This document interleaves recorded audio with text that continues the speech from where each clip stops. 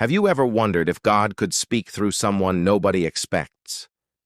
In a peaceful village surrounded by tall trees and green hills, there lived a young boy named Eli. He was known for being kind, humble, and obedient. Every morning before the sun rose, Eli would pick up his small basket and walk into the forest to gather firewood for his family. The forest was always quiet. The birds sang beautifully, and the cool morning breeze moved gently through the trees. It was a place where Eli felt close to God. But one morning, something happened that would change his life forever.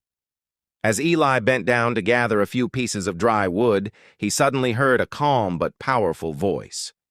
"Eli!" He froze. The voice called again. "Eli, tell my people to return to me. Their hearts have wandered far from me." Eli quickly stood up and looked around. There was no one.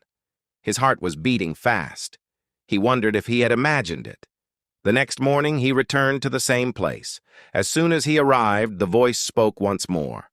This time it was even clearer. "A great storm is coming. Warn the village. Tell them to prepare and seek me while there is still time." Eli knew this was no ordinary voice. He ran back to the village as fast as he could.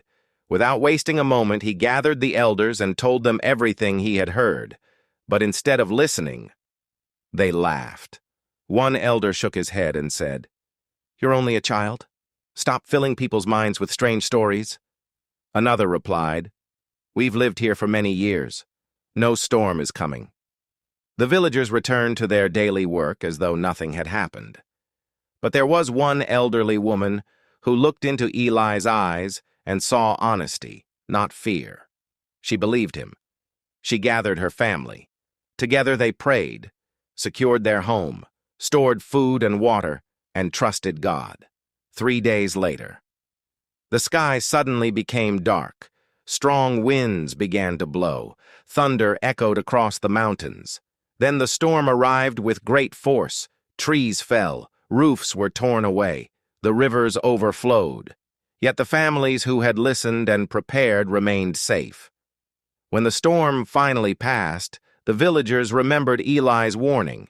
Many realized they had ignored God's message simply because it came through a young boy. From that day forward, they understood a lesson they would never forget. God is not limited by age, appearance, or status. He can choose anyone who is willing to listen and obey. So never ignore God's voice because of the messenger. Sometimes, the smallest voice carries heaven's greatest message.